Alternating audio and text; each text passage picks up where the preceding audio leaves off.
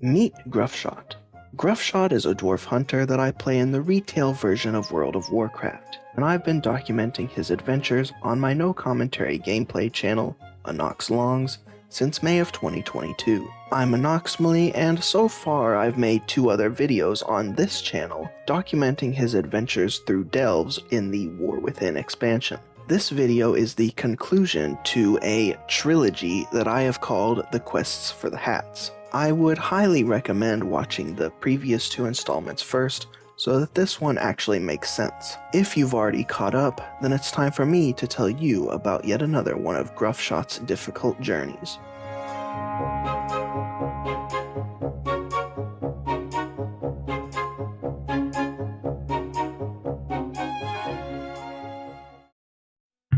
World of Warcraft's The War Within expansion ran from August 2024 to March 2026. A major feature that made its debut in the expansion was delves, short pieces of instanced content that can be done solo or in small groups. In delves during the War Within, you are accompanied by Bran Bronzebeard, an NPC that can be assigned to one of the game's 3 different roles based on the needs of each individual player. Bran's capabilities can be improved either by leveling him up by going through delves, or equipping him with curios that can be found as loot within the delves. There are seasonal rewards that can be earned by completing delves and by defeating an extremely difficult seasonal boss. On August 5th, 2025, Major Patch 11.2 for the War Within was released, titled Ghosts of Koresh. In it, you travel to the remnants of Koresh, the homeworld of the race that the Burning Crusades, Ethereals, and Shadowlands brokers are both derived from.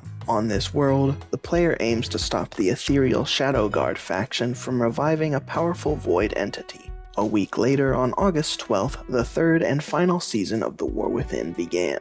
With this zone, a single delve was added and a new seasonal boss became available to challenge.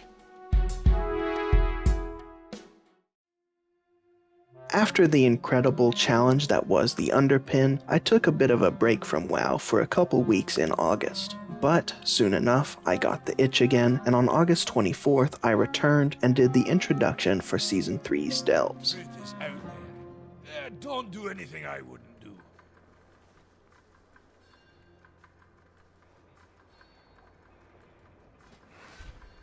This is the Delver's Journey, the seasonal reward track for delves. It requires 42,000 points to complete it all. Delves can be run on 11 different tiers of difficulty. Every day, 4 delves around the map become bountiful. Completing these bountiful delves on tiers 4 through 8 will grant an amount of journey progress that increases with difficulty to a maximum of 150. Bountiful delves also spawn an extra chest that can only be opened with keys found primarily by doing other types of content in the game. Opening these bountiful chests also gives some journey progress. Additionally, once a week in delves of any tier, and regardless of if they are bountiful, you can find a key.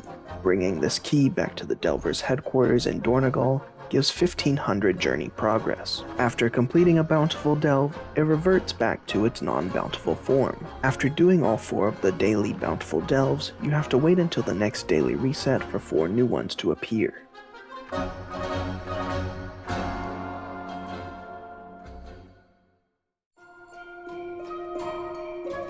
Alongside the reintroduction to the Delver's Journey, there was also a short questline to introduce the Season 3 Delve boss. This season, Bran has lost all of his tools and most of his outfit, except for his hat and boots. His items were taken by an ethereal cartel thug that claimed he was missing payments for his void storage. This was allegedly done on behalf of someone named F. Akename, located in the Koresh city of Tazavesh. Following the clues through Tazavesh, you eventually locate the perpetrator, and after a brief interrogation, their true identity is revealed. Nexus Princess Ky'veza.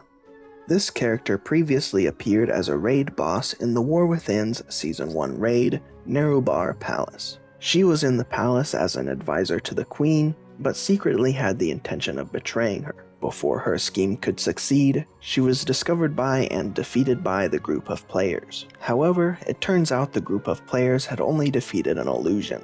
and the real Ky'veza left the palace, promising to return and collect the bounty on the players once it was larger. Back in the present day, Ky'veza claims to be here to collect the bounty, and disappears. She does leave behind boxes of Bran's clothes and the Season 2 Delve curios. However, upon touching the box of curios, it bursts into flames, meaning a new set of Season 3 curios must be acquired. Upon returning Bran's gear to him, he rewards you with the Season 3 Delve mount, the Delver's Mana Skimmer. He then tasks you with building up your strength and taking down Ky'veza. So, I both needed to finish the Delver's journey, and I had to defeat Ky'veza before the season ended with the launch of the Midnight expansion. Its release date wasn't known at the time, but when it was revealed it would turn out I had just over 6 months to accomplish my goals.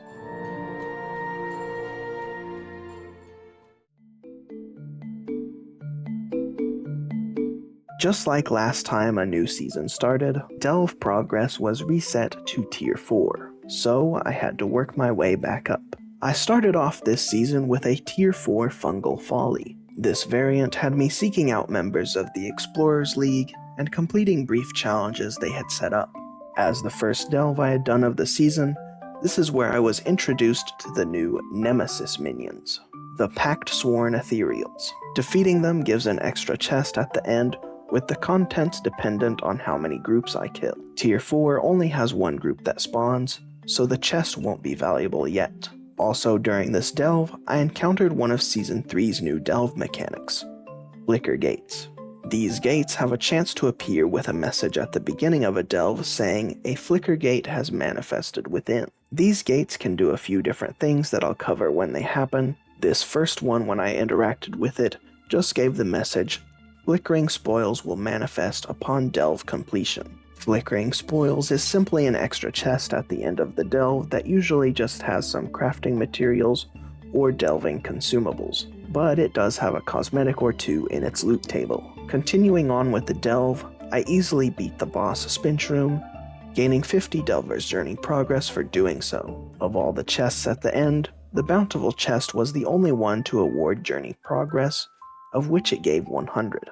Next, I did a Tier 5 Mycomancer Cavern. Here, a farmer assigned me the task of recovering her prize pigs. Some of the pigs had gone a little crazy, so I had to deal with them. This delve had a Flicker Gate, and this time it summoned one of Ky'veza's clones. It used some crazy looking abilities, but did basically no damage to me. After defeating it, I received the message, Shadowed Flickering Spoils will manifest upon delve completion. Shadowed Flickering Spoils differ significantly from the standard Flickering Spoils, in that the shadowed ones have some unique weapons and crafting recipes in their loot table. At the end, I took down Bogpiper the Bog Monster, gaining 75 journey progress for my trouble. Yet again, the main Bountiful chest was the only one to yield progress, giving 125 this time. Then was Takrathon Abyss at Tier 6. At the entrance to this delve, a goblin corpse has an instruction manual on how to repair and operate a special fish monster killing mech. After gathering the required repair kits, I enter the mech and start raining electrical death on the creatures below. But soon enough, an undersea abomination grabs the mech and breaks it again.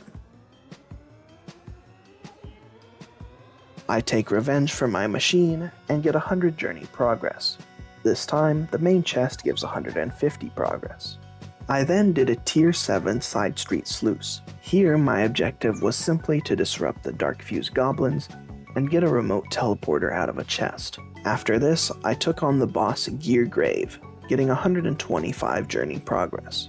Inside the treasure room, I had finally defeated multiple groups of the Pact Sworn Ethereals, so the Nemesis Strongbox gave 70 progress. The main Bountiful chest remained the most valuable, granting 175 progress. Finally, back up to Tier 8, I did Earthcrawl Mines. Here I was tasked with collecting some ore, and then feeding it to some earthen miners. After doing this, I went up to the entrance of the boss room and decided to use an item. This item is Shrieking Quartz, and it can be used to summon a weakened version of the current seasonal delve boss to fight for some additional rewards. Of course, even though it's weakened, it will still have some of its mechanics that can hit pretty hard if you don't know what you're doing. Obviously, I haven't fought Ky'veza yet, so if any of those mechanics pop up, Time to face our fears, champion.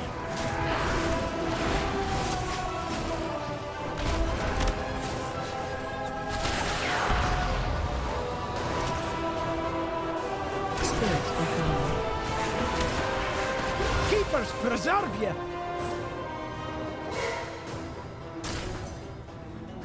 at the very least, the seasonal boss still drops some kind of reward even if you lose to it.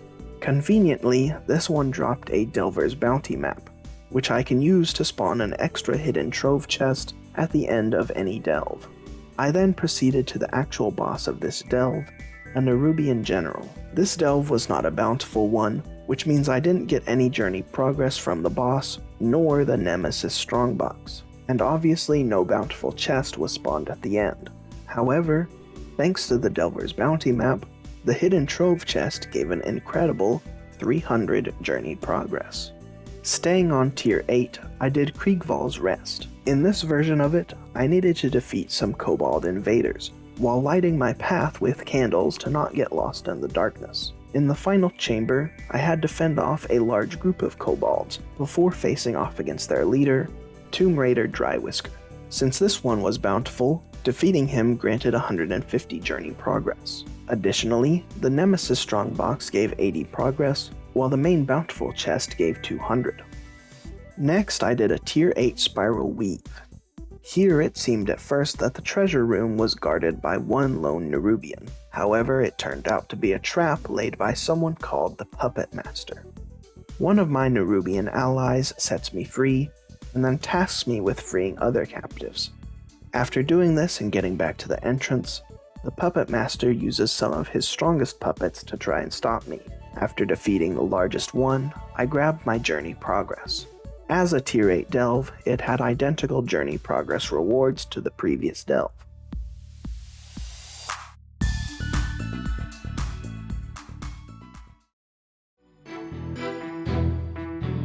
A couple weeks later, and Gruffshot had gotten a little stronger by doing content other than delves. So I decided for Gruffshot's first tier 9 of the season, I would do the new delve, Archival Assault. Archival Assault is a delve that utilizes the Azure Vault dungeon location from Dragonflight, and the typical enemies in this delve are ethereals attempting to raid the vault of its treasures. Such was the case for this variant, in which the Vault Warden tasked me with recovering artifacts. Once they were recovered, I went after their leader, Captain Nil Hitan. This delve had given me a powerful temporary ability with a 1-minute cooldown, but before I even used it, the boss's health mysteriously plummeted by 85%. I used the ability and dashed through him, and it easily finished him off. And it seems that unless there was some delve event going on, they actually made it so that delves above tier 8 continue scaling the journey progress reward. I received 175 progress for defeating the boss, 90 from the Nemesis strongbox, and 225 from the main chest. I then did another tier 9, a different version of Kriegval's Rest. This time an earthen sent me in to recover some artifacts, which some kobolds happened to be around. But part of the way through I found a flicker gate, and discovered a new thing that it could do. Interacting with it spawned a portal, and as a curious delver, I of course used it. The portal transported me to an ethereal routing station. Progressing through it, I found a large room filled with enemies and received the task to defeat them. I obliged, and soon enough I was informed that I had completed the delve. The routing station had its own treasure room, which had the standard bountiful chest, but in spite of the fact that I had not defeated a single group of Ky'veza's minions before going to the routing station, it had a fully upgraded Nemesis strongbox as if I had. So clearly, these routing station portals that could appear from using flicker gates were essentially shortcuts for finishing delves early. Another tier 9 was next, the Dread Pit. Here, an earthen requested help in recovering some memory gems using a magnet device. After defeating some Nerubians that were carrying lots of gems, I went after the huge Nerubian boss. As you can see, at this point, I was just above tier 6 of the Delver's Journey.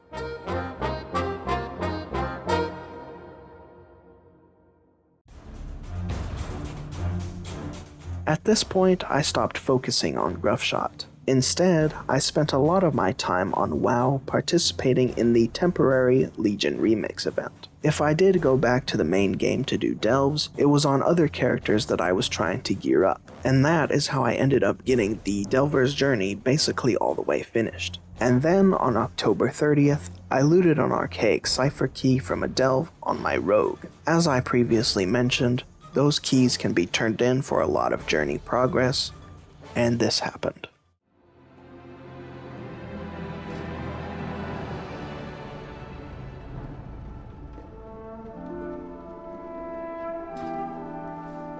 Ishnu Dal Dieb. Be careful. Farewell.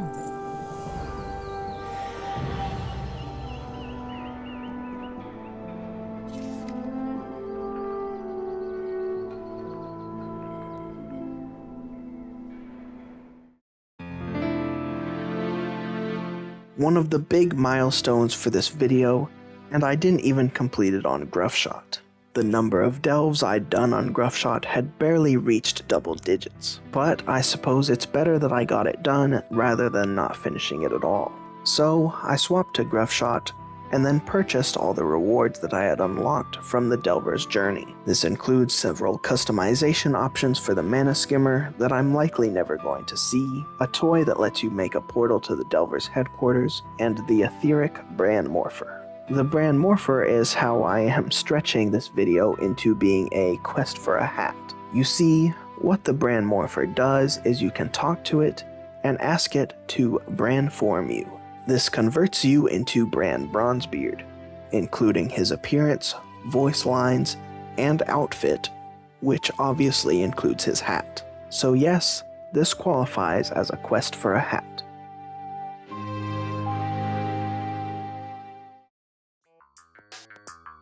Now, there's still a boss we need to take down. For this one, I'm going to do something slightly different. Before I even start showing my attempts on single question mark difficulty, let's go over all the abilities. Ky'veza opens with an ability named Nexus Daggers. This spawns several lines in cone-shaped groups of 5 around the room. After a brief delay, daggers will be thrown along these lines. In single question mark difficulty, 4 groups of knives appear, while in double question mark, 7 groups appear. Next, Ky'veza summons 3 nether rifts, one on the floor near the edge of the room, one attached to Bran, one attached to you. Bran will take his nether rift and stand near a different edge of the room from the floor rift. After a few seconds, the rifts fall off of you and Bran and attach to the floor. After another delay, the rifts will break, dealing damage to anyone still standing inside of them, and will start attempting to pull in any survivors, dealing some slight damage over time. In double question mark difficulty, 3 damaging cones will emit out of the center of the arena, forcing you to place the rift in a specific section, at risk of instant death.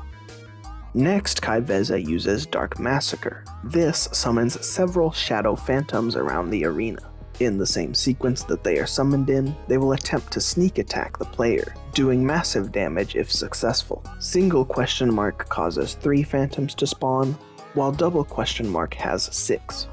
Ky'veza will then run through this full sequence again. She will then use Nexus Daggers as if beginning the sequence again. However, at this point Ky'veza's energy bar will usually be filled up, causing her to break the sequence and use Invoke the Shadows. This begins a shell game, where Ky'veza once again summons several phantoms. The real Ky'veza will yell, "Which is real?" and then the phantoms will begin rapidly swapping places. After they stop moving, you can attempt to attack one of them. If you attack the real Ky'veza, the fight will continue. If not, you get killed by a shadow eruption. Both difficulties have 6 phantoms, including the real Ky'veza, but on double ? difficulty, the phantoms swap around much faster than in single ? After this, the fight will continue the pattern of daggers, rift, massacre, daggers, rift, massacre, daggers, invoke shadows. Double ? difficulty has one extra ability that does not really integrate itself into the sequence. This ability is Reaper, which only triggers if you go below 10% health. This does a massive amount of damage intended to finish you off.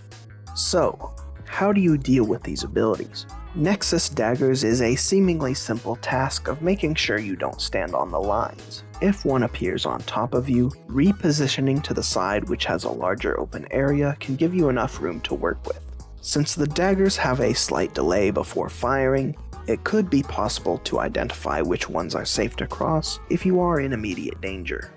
The goal with the nether rifts is to make a triangle with Bran and the floor rift. Doing this causes you to be sucked equally from all directions, remaining in the center of the room instead of inside one of the rifts.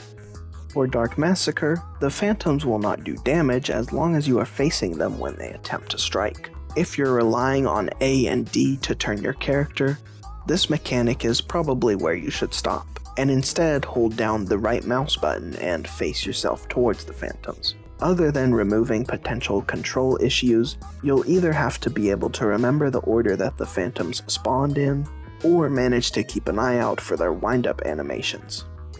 With Invoke the Shadows, this is purely a test of your ability to keep track of the real Ky'veza. There are no damaging abilities that you have to dodge, and Ky'veza is immune to damage during this sequence, so nothing in-game should be distracting you. What can be helpful is positioning your camera in a way that you can clearly see the phantoms and the positions they swap between. For me, this was getting a top-down view from right around the center of the arena. Finally, Reaper. As far as I can tell, every single time I had Reaper trigger, it killed me. It was undodgeable, unblockable, and as far as I can tell, even if you heal up to maximum health in the window between going below 10% and the ability dealing its damage, it still results in instant death. Unlike the previous 2 seasonal delve bosses, there's nothing really that requires special use of abilities to cleanse debuffs or reposition quickly. Instead, most abilities are generally useful for making some situations easier, but are not required to survive. What I will say is that Nether Rift is very difficult to survive if you don't have some self-healing, or Bran set as a healer, or even a combination of the two. Now, let's enter single ? difficulty and see what we're up against.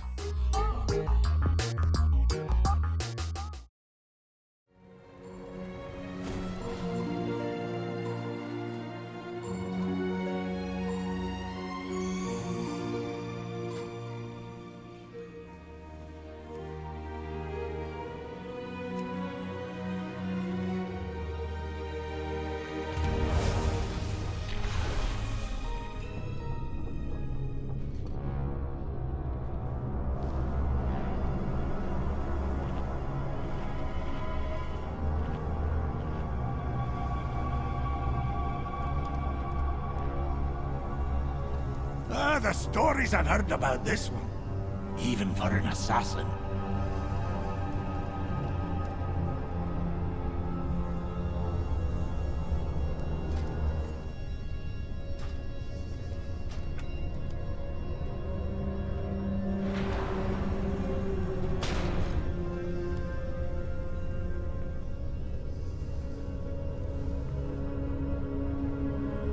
Maybe this is a bad idea.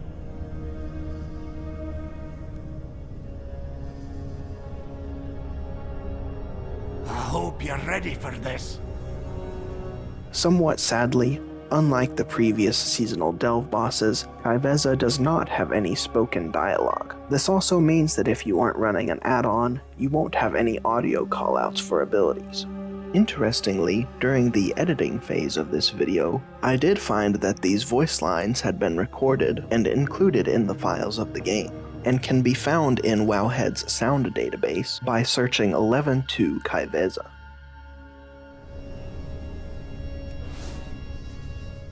The fight begins with Nexus Daggers. At this difficulty, they are few enough and slow enough that even slowly walking backwards is enough to dodge them.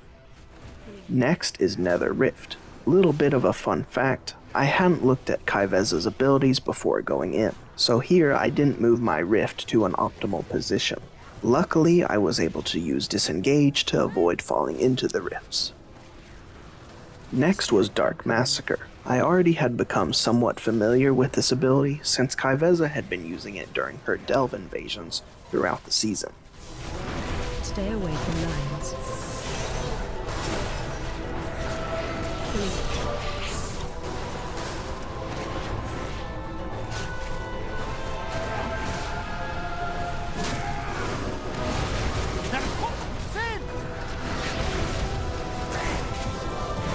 Spirit incoming.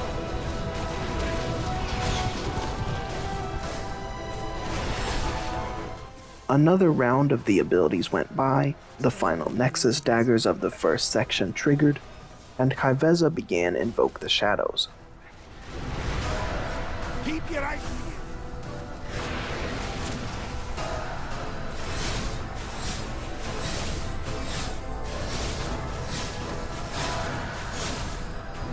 I had no idea what was happening, and Ky'veza killed me with Shadow Eruption. For me. Stay away from lines. Attempt 2 on single question mark difficulty did not go much better. This time I did understand what it was wanting me to do, and picked out the correct Ky'veza before they started swapping. However, I then moved my camera to an absolutely terrible position, and was not able to follow the swaps. AOE incoming. Keepers preserve you. So, on my third attempt, I reached that point and started using the top-down view strategy.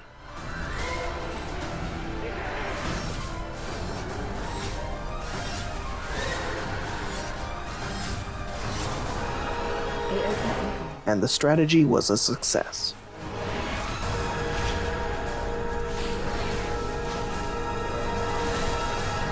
Stay away from lines.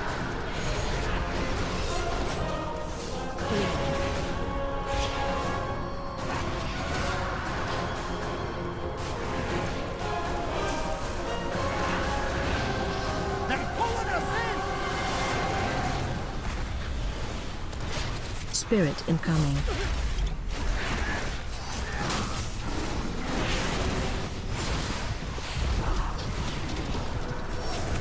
Stay away from lines.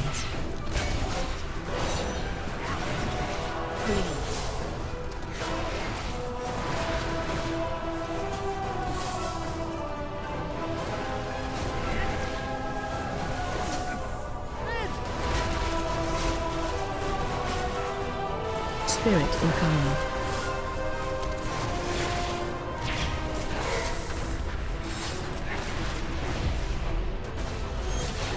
Stay away from lines.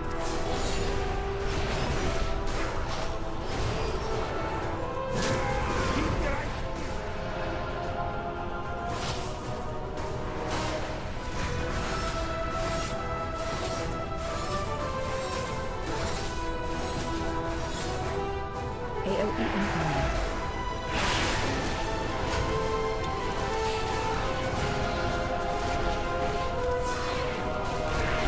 Stay away from lines.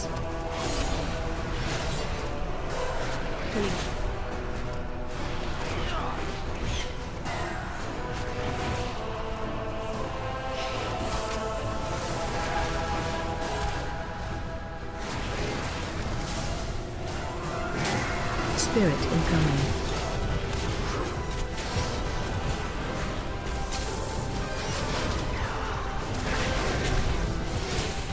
Stay away from lines.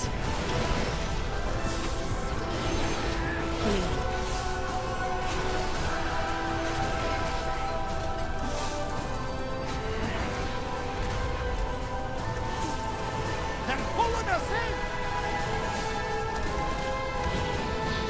Spirit incoming.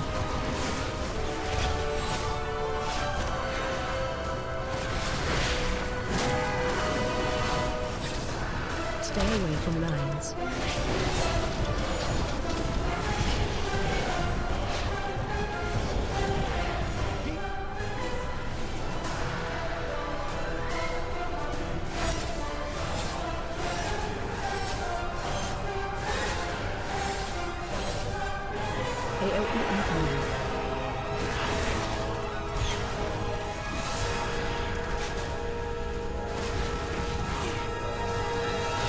Stay away from lions. Pulling up.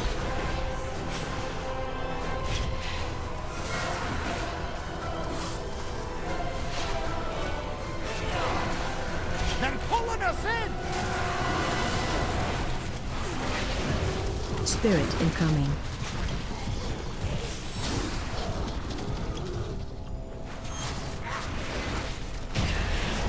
We got our champion! At least I think. Hard to tell with these clones. Either way, she's nae bragging anymore. And there it was. Single question mark Ky'veza defeated on attempt 3. I grabbed the loot she dropped, which the only thing of note was a head cosmetic. I then traveled to the Delver's headquarters to turn in the quest for defeating her. It granted me a toy named Etheric Victory that I had somehow already learned. 2 very underwhelming rewards, and I knew that I would have to defeat the double question mark version if I wanted the good stuff.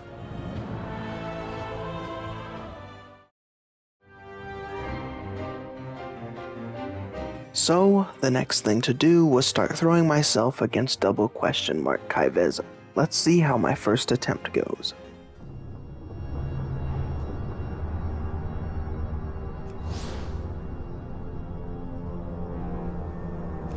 Stay away from lions.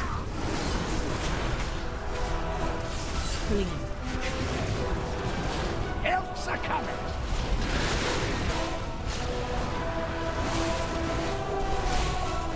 Us in! Spirit incoming.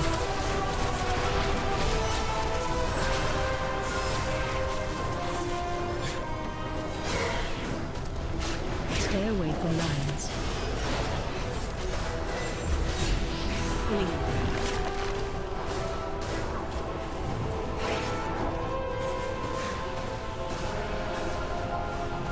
They're pulling us in! Hang in there! Spirit incoming. Oh, don't go dying on me!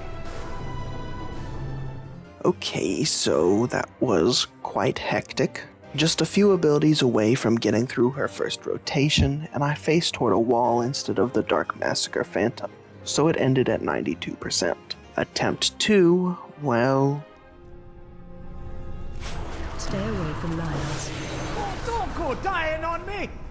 Bit of a spoiler for the rest of the video, Nexus Daggers accounts for most of my deaths. Attempt 3 almost beats out Attempt 1, but something goes wrong during Nether Rift. Despite it visually appearing that I have a shield, massive amounts of damage is getting applied directly to my health. After a few ticks of this damage, I get to 6%, and the Reaper ability is triggered. I'm not sure why this particular Nether Rift was so deadly, but we can see here in my death recap that Reaper did 84 million damage. For reference, Gruffshot's maximum health was just over 12 million. Attempt 4, I yet again fall to a fairly early Nexus Daggers. Spirit incoming. Attempt 5 was looking good. I managed to survive the second Dark Massacre, and just needed to last through one more round of daggers before the first Invoke the Shadows. Stay away from lions. Can't end like this! This attempt did hit a new best of 90%. The next several runs didn't go so well, so let's montage through them.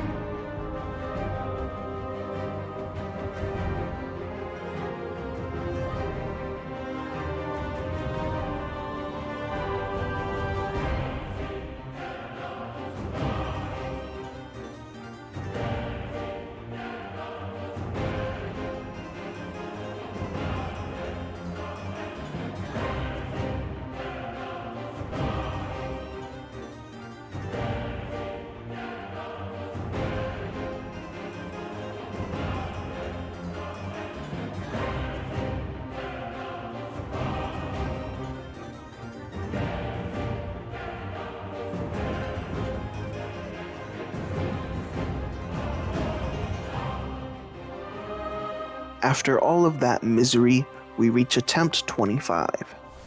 Attempt 25 officially became the first run to successfully reach Invoke the Shadows.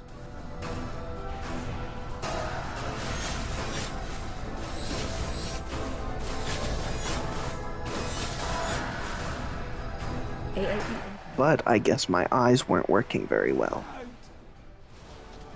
Another Dark Massacre death on Attempt 26. And then we get to Attempt 27. Attempt 27 joined Attempt 25 in reaching Invoke the Shadows.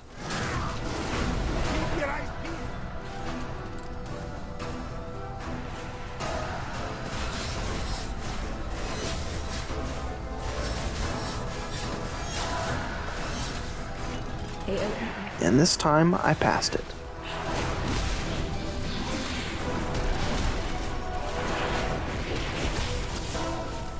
Stay away from lions.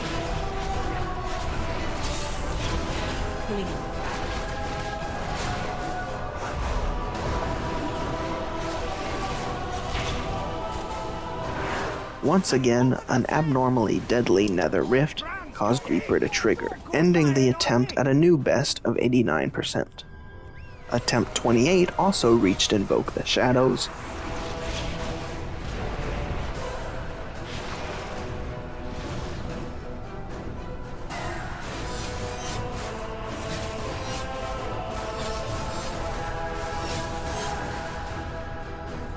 And also passed it.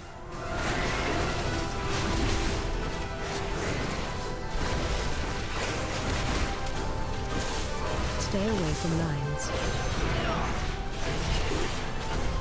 Pulling up.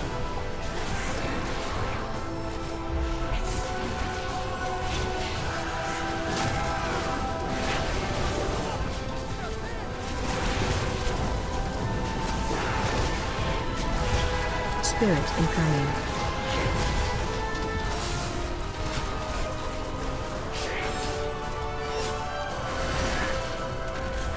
Stay away from lions.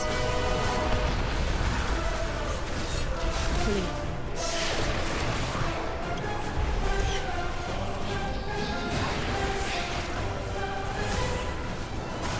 Pulling us in! Spirit incoming.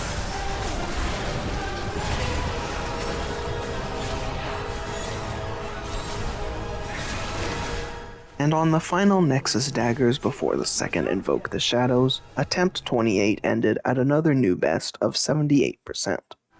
Attempt 29 ended around the same place at 81%. Attempt 30 ended embarrassingly at 100%.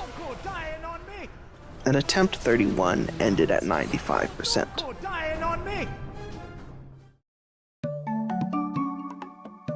At this point, I decided to take a break from Ky'veza. So far at least, her mechanics seemed far less random than her two predecessors. Hypothetically, with Ky'veza, if you can get past the first Invoke the Shadows, you can get through the entire fight. It's just a matter of stamina and maintaining the same level of concentration throughout the looping rotation. That being said, so far I have not completely optimized myself for the Ky'veza fight. I haven't utilized delves to get my item level as high as possible, and I haven't gone to the auction house for all the enchants and consumables, so it was time for a detour. First, I needed to get all the best gear from delves. After all, if I enchanted my current gear and then ended up replacing it, I would have wasted gold. So I headed to Archival Assault at tier 11.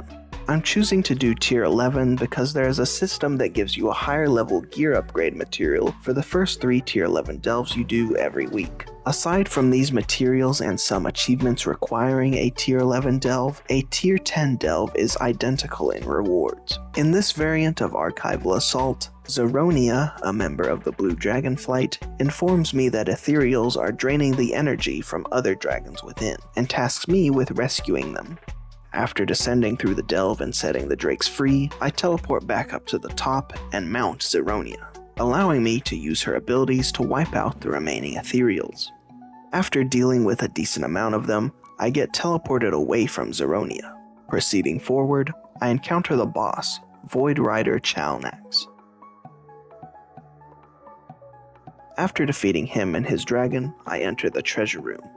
And there it is, the Gilded Stash. This chest contains gilded crests, the highest tier of upgrade crests that can be obtained in delves, and like I said before, only 3 of these chests can be encountered per week. Going after another Gilded Stash, I next did the Sinkhole at tier 11. Here, the head Arathi armorer sent me in to recover some stolen relics. To help with this, she gave me special boots that allowed me to jump up and slam back down onto enemies. The boots did have a cast time, and the enemies were able to interrupt the jump.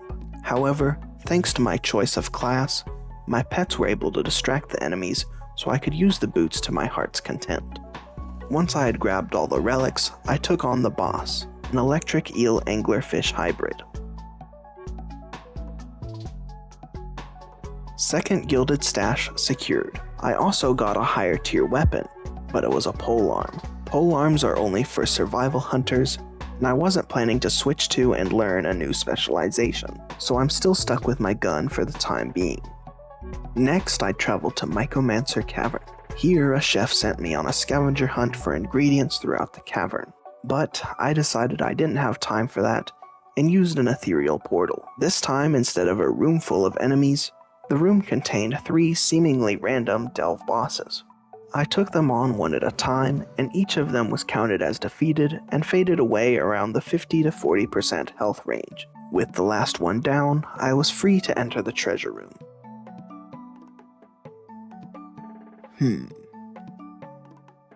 Bran can stay out here, I guess. And inside the Nemesis Strongbox, I received the Trailblazer's Hookshot, a crossbow that was a higher tier than my current weapon. Opening the rest of the chests, I got my gilded crests, and one of the best trinkets sourced from delves. This Incorporeal Essence Gorger allows you to deal nearly 500,000 damage and buff one of your secondary stats for 20 seconds, and has a 2-minute cooldown. This is a clear upgrade over this intellect trinket that I had equipped for some reason. I next went to Takrathon Abyss. For some reason I didn't bump the tier down, so it's going to be a tier 11 for no reason. Inside, I was tasked with helping some mole people that had been captured and then destroying illusions that were used to lure them in. The boss, an undersea abomination, managed to kill me, but I returned and took my revenge. This time, the treasure room gave me a necklace upgrade. A daily reset later, I returned to Archival Assault. This time, a member of the Blue Dragonflight sent me in to repair waygates and destroy field dampeners that had been installed by Ethereals. With the waygates repaired, I can make my way to their leader, Portal Master Halcyon. After defeating him, I found a second champion tier trinket. However, it didn't really seem to be suited for ranged classes, so I chose to send it to one of my alts. I next went to Earthcrawl Mines, where I finally noticed that my tier was set too high. In the delve, I rescued a group of earthen miners and helped them by defeating Nerubian invaders. The ending chests didn't have any gear upgrades, but they did allow me to hit a milestone. In each of these delves I've been doing so far, I've been receiving a currency named Untainted Mana Crystals. A vendor that spawns in treasure rooms sells hero tier trinkets in exchange for 100 of these crystals, and this delve had gotten me over that threshold. So I purchased from the vendor a Soulbreaker's Sigil. This trinket gives me a chance to apply a 10-second debuff that deals over 500,000 damage throughout its duration. If I remember correctly, this and the Essence Gorger were noted as the 2 best trinkets sourced from delves that my class could use. Next I did Kriegval's Rest, a variant that has already been shown in this video. One notable thing about it is that I used a Delver's Bounty map before finishing it, and the Hidden Trove chest gave me several gilded crests and a hero tier item. However, it was a chest slot item which I had already acquired a hero tier of. Now, although gilded crests were quite scarce for me, all of these delves had still been giving the lower tier crests. By fully upgrading everything I could with carved crests, I unlocked the ability to convert carved crests into runed crests. After converting them all, I attempted to do the same thing to unlock a conversion of gilded crests, but I discovered that to do this I would need a complete set of either level 8 maxed out champion gear, or level 4 hero gear, or a mixture of the two. A key piece of gear preventing that was this, a veteran tier Wastelander's Gilded Signet.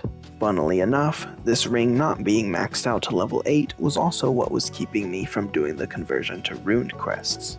So I had a new goal, replace this ring.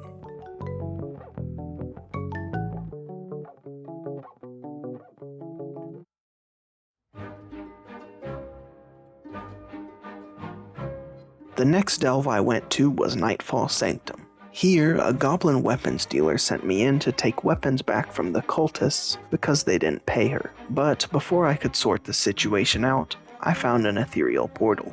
I went through it and got yet another variation of the routing station.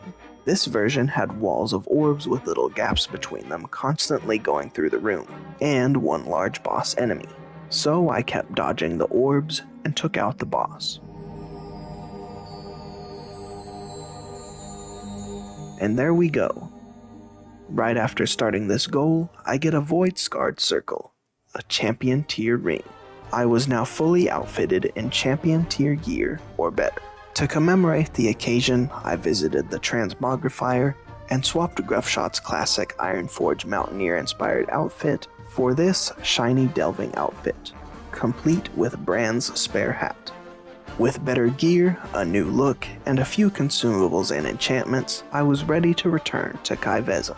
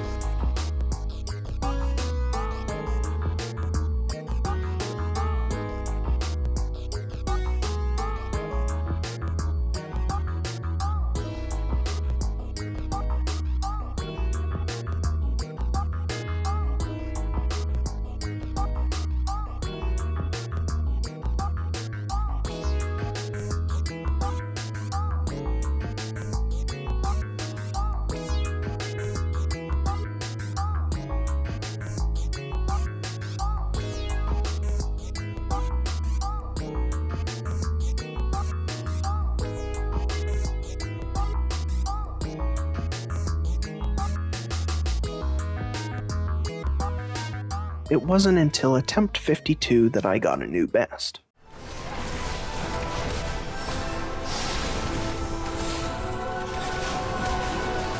Stay away from lions.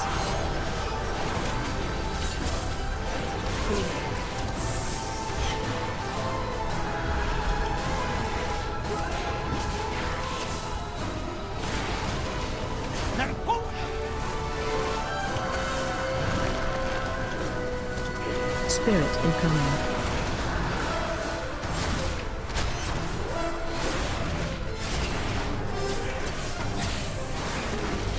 Stay away from lions. Don't go dying on me! I got her down to 73% before Nexus Daggers kills me again.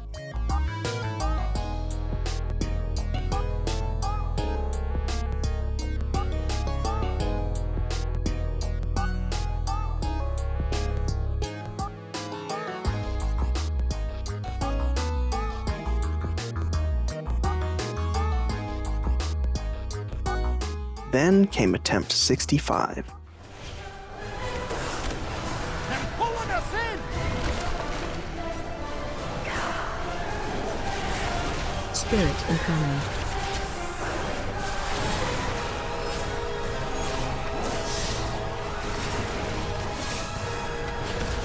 Stay away from lions.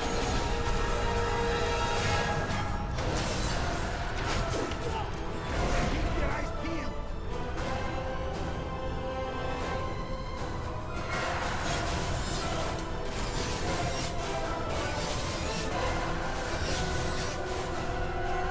AOE incoming.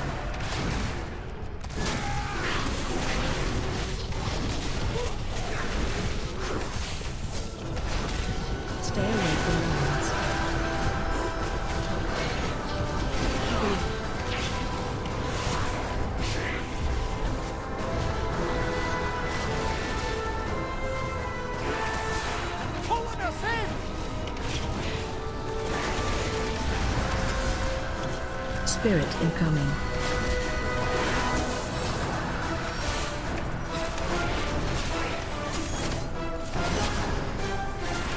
Stay away from lines. Blink.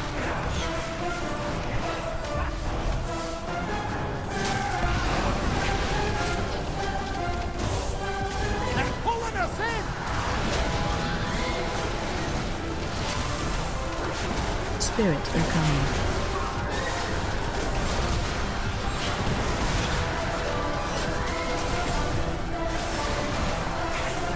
Stay away from lines.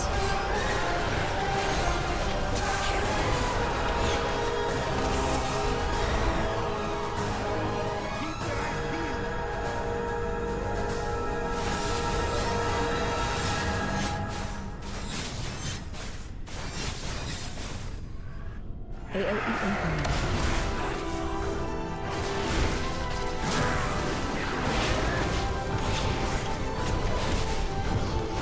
Stay away from lines. Blink.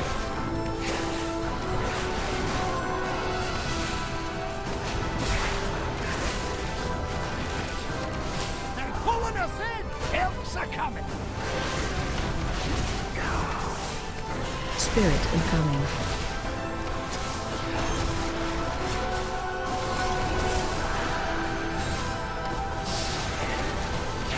Stay away from lines. Blink.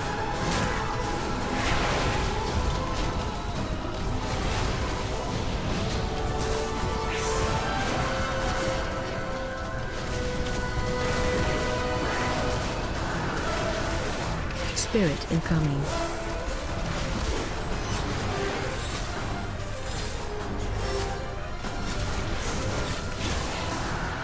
Stay away from lines.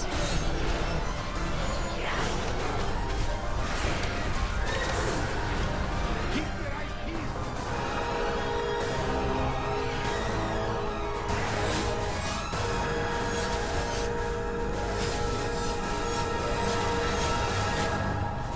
AOE incoming.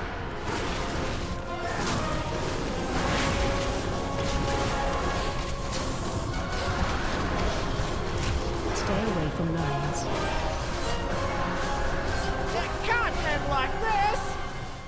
I had gotten Ky'veza down to 35%, but then foolishly stepped into the path of a Nexus dagger. This run was the best by a far distance, and I would need to work hard to replicate it.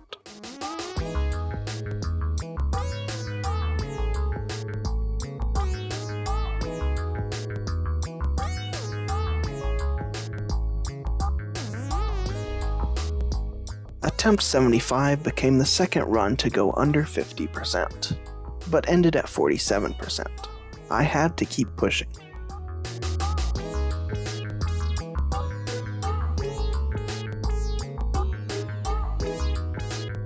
We now arrive at attempt 95. I reach the previous best of 35% and surpass it. Spirit incoming.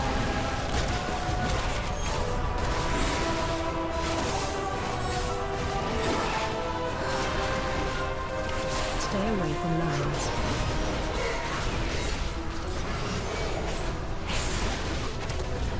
Eyes peeled!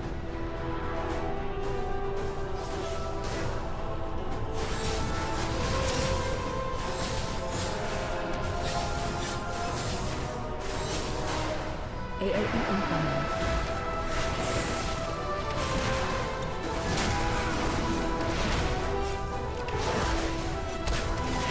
Stay away from lines. Blink.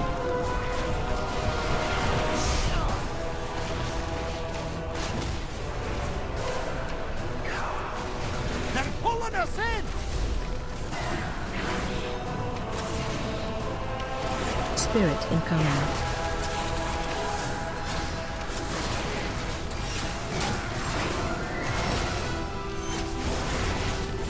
Stay away from lines. Blink.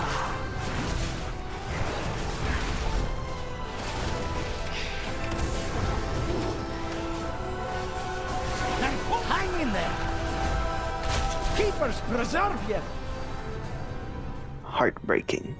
At 16%, with a massive 3 million damage per second, Nether Rift pushes me below 10% health for a single instance. Despite being basically instantly fully healed by one of Brand's abilities, the Reaper still comes.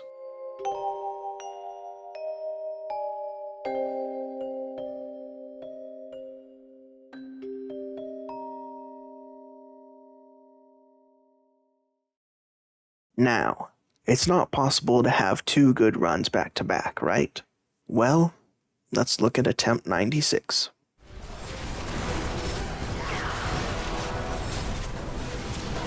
Stay away from mines.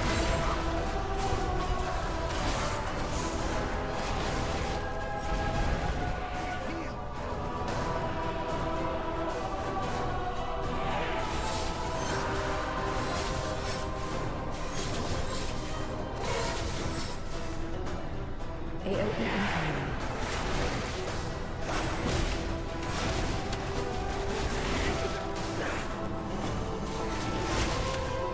Stay away from mines.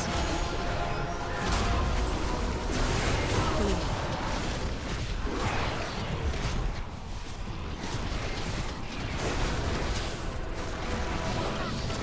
They're pulling us in! Spirit incoming.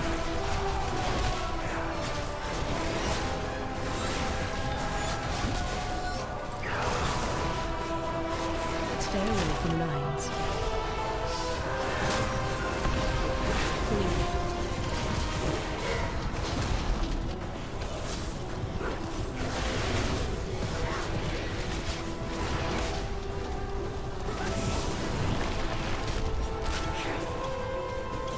Spirit incoming.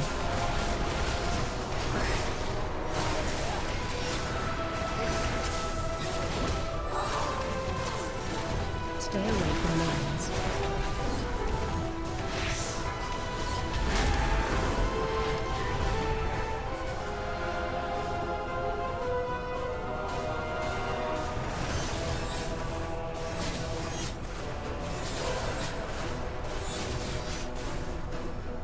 AOE incoming.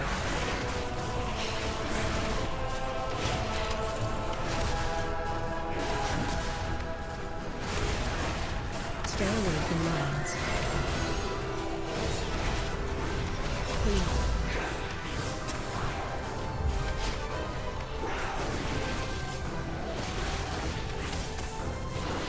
They're pulling us in! Oh, Bram's got your back! Spirit incoming.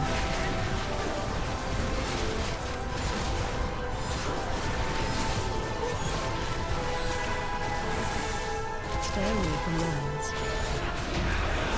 We got our champion!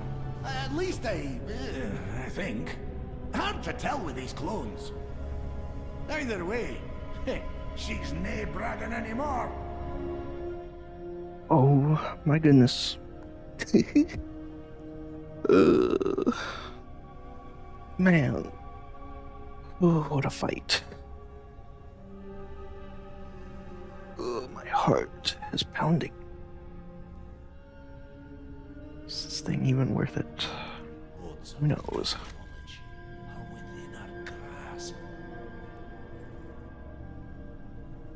There it is.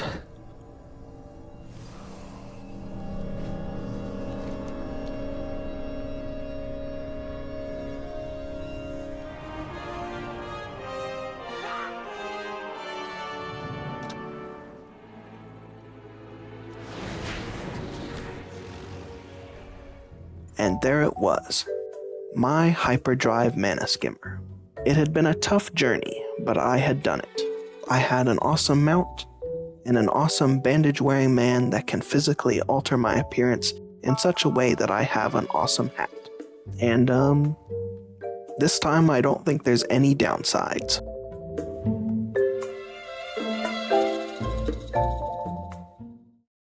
There's also the Legion remix stuff, so I've got to finish that, even though I'm not really.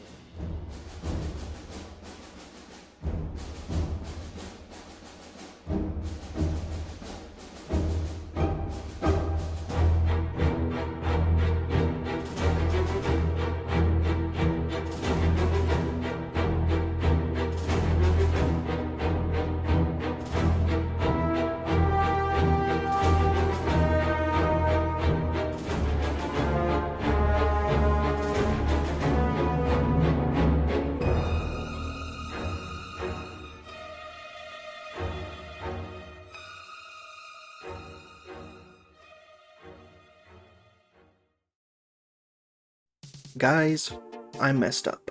I had recently acquired this nice headset and thought that its microphone might be able to compete with the microphone that I had been previously using.